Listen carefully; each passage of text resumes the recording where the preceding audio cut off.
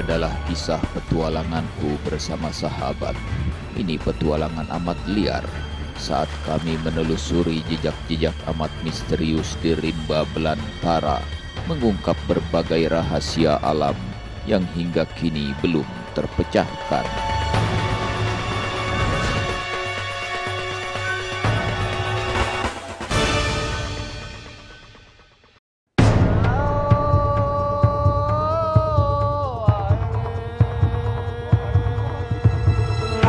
Petualangan memburu pertemuan dengan manusia bunian atau orang kerdil penghuni hutan kini membawa kami ke negeri tempat diketemukannya fosil manusia kerdil penghuni hutan yang disebut Hobbit, jauh di Nusa Tenggara Timur.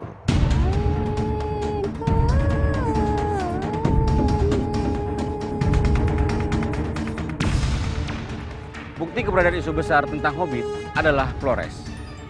Oleh karena itu, kami sekarang berada di Flores. Kami ingin mengetahui keberadaan makhluk kerdil penghuni hutan. Apakah masih ada di tempat ini? Kami penasaran, apakah fosil Hobbit yang telah diketemukan itu juga berarti fosil orang bunian yang kami cari selama ini?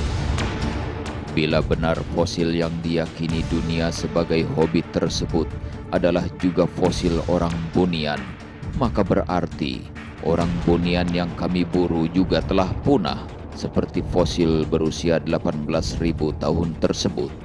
Tetapi bila telah punah, kenapa sosok kerdil itu masih banyak dijumpai di kawasan Sumatera, juga di Meru Betiri di Jember, Jawa Timur yang telah demikian berkembang? Bahkan kami juga menemukan banyak sekali kabar mengejutkan tentang pertemuan manusia dengan sosok-sosok kerdil di dalam hutan Flores baru-baru ini, mulai sosok bernama Ineweu, Potiwolo, serta Kurcaci. Dan anehnya, sosok-sosok tersebut digambarkan sama persis dengan semua yang kami temukan di Sumatera dan di Jember itu. Bila manusia bunian yang kami cari berbeda dengan Hobbit yang menggemparkan itu, lalu makhluk semacam apa yang sesungguhnya sedang kami cari? Apakah mereka benar-benar ada dan mungkinkah mereka kami temukan? Berbagai narasumber membakar semangat kami untuk terus memburu. Kalau memang Allah berkehendak untuk menampakkan makhluk itu terhadap manusia, itu sangat mungkin.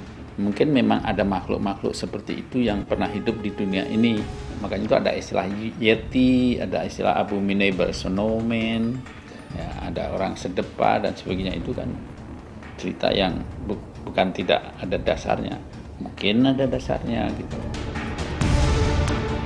Ineweu dan Potiwolo di Flores digambarkan sebagai sosok seperti orang utan, mirip uhang pandak.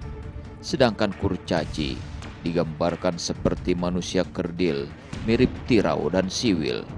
Bahkan Potiwolo sendiri artinya adalah setan kera.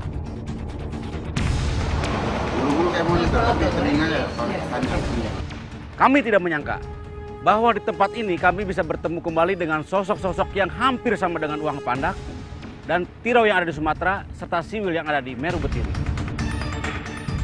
Jika demikian, mungkinkah fosil Hobbit yang diketemukan itu adalah bagian dari mata rantai kehidupan manusia bunian yang sebenarnya belum punah hingga kini?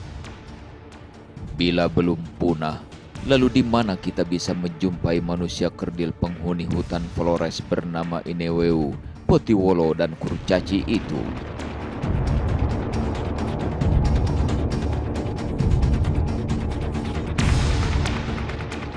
Berita tentang Hobbit di Flores diawali di sebuah gua bernama Liang Bua, sebuah gua di mana fosil tersebut diketemukan.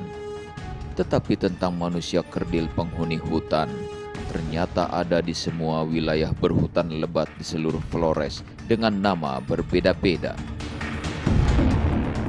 Ebu Gogo, nama yang dilekatkan pada fosil Hobbit yang diketemukan, yang berarti nenek moyang, sesungguhnya adalah sebutan di sebuah daerah bernama Bajawa untuk menyebut manusia kerdil penghuni hutan.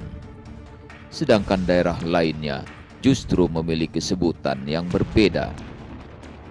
Ajaibnya, meskipun nama Ibu Gogo juga dinyatakan punah, seiring pernyataan punah bagi manusia kerdil yang fosilnya diketemukan, tetapi sosok manusia kerdil, terutama di daerah yang berhutan lebat di Flores, justru masih sering diketemukan.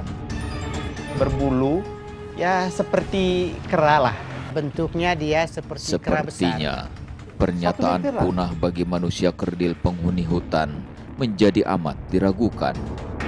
Apalagi jika melihat masih ratusan juta hektar hutan yang jarang dan belum tersentuh manusia membentang di Nusa Tenggara, Sulawesi, Kalimantan, Sumatera, bahkan Jawa. Mengingat ini, hati dipenuhi harapan. Mungkin disinilah kami akan bertemu manusia bunian yang kami cari dengan nama Inewewu dan Potiwolo alias setan kera.